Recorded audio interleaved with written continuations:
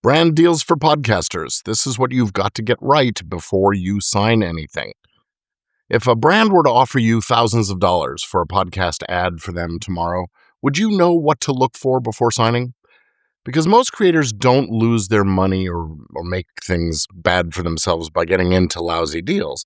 They lose money by not understanding the deals they sign at all.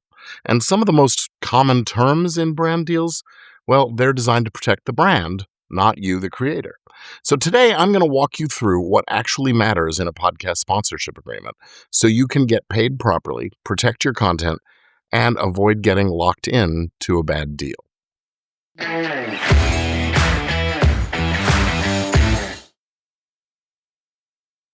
Hi there, I'm Gordon Firemark, the podcast lawyer. I'm an entertainment, media, and business attorney helping creators to build smarter, safer, more profitable businesses around their content. And if you are working with sponsors or planning to, this is an episode you don't want to skip. Here's what usually happens. A creator finally lands a brand deal. Feels like a win.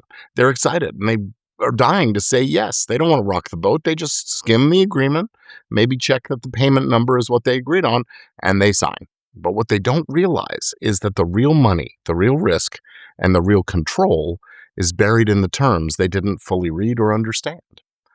So let's look at where things start to break down in these situations. You deliver the ad, you've done everything right, and payment doesn't show up. Why? Well, if you look, buried in that contract is language that'll say something like, well, we pay you after we receive payment from the sponsor. Usually this is with an advertising agency or an ad servicing company. So now you're not just a creator, but you're financing the deal for them. Or maybe you record a great ad read and then suddenly you find out your voice is showing up in all kinds of paid ads you never agreed to. Or worse, you're locked out of working with any other brands in the same category for months or years. These aren't rare situations. No, they happen all the time. So here's the shift that I want you to make. If you treat brand deals like lucky opportunities, then you'll take whatever you're offered. But if you are running a business and you have that mindset, you'll structure deals that work for you. Because this isn't just about getting paid, but it's about building something sustainable. So let's break down some of the key terms you need to understand before you sign any kind of brand or sponsorship deal. First off, obviously, is the payment terms. When do you actually get paid?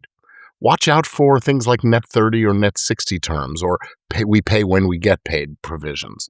What you should be pushing for is payment upon delivery or within a very defined, reasonable time frame, a date certain. So if that money doesn't come in, they know they're in breach of contract. What about the deliverables? Well, what exactly are you agreeing to do? Maybe it's a certain number of ad reads, a certain length and placement, a certain number of revisions if they didn't like what you did. And if it's not clearly defined, then it's open-ended, and that is dangerous.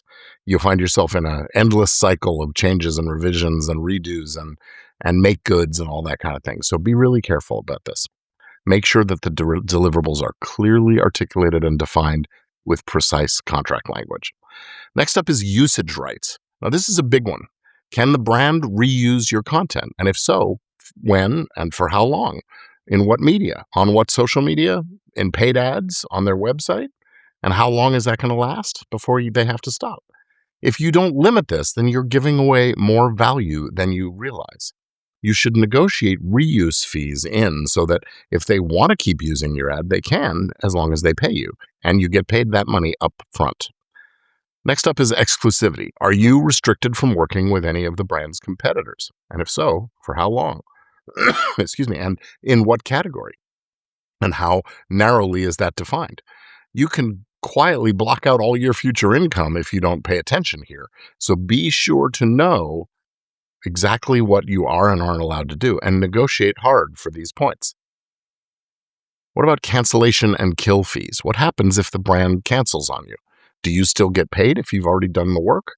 Maybe you've already recorded the ad into your episode and you've delivered. Well, they should be paying you for it, whether they decide to change gears or whatever.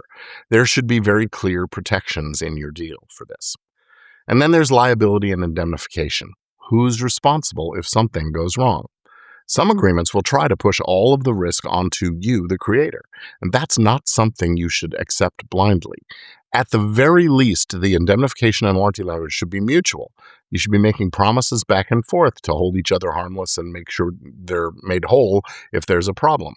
Better yet, only promise not to be negligent, not to be deliberately doing things that are going to break the agreement and limit your exposure there. Now, quick question for you. Have you ever signed a deal that has some of these onerous provisions I'm talking about, and then only realized later what you agreed to? Well, you are not alone. This is where most creators learn the hard way. So what happens if you don't understand these terms? Well, you'll get paid late or not at all.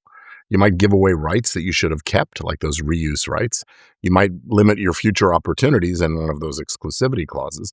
And you might end up taking on risks you really didn't intend and really shouldn't need to. And the frustrating part is you might not even realize it until it's too late and it's already happened. So let's take a step back here and talk about this. Brand deals are often the first real revenue that creators see, but they're not the end goal. No, they're just one piece of a larger business. If you are building something real, something sustainable, something that's going to survive without you being there to do content all the time, you're not going to just accept every deal that's put in front of you. No, you need to evaluate it. You negotiate the terms. You structure them to support your long-term growth. That's how you start thinking like a business owner, not just a content creator. And you know what? If you need help, reach out. People like me are here to do just that, to help you make sure that you are taken care of in the deals so you can plan for a larger business future.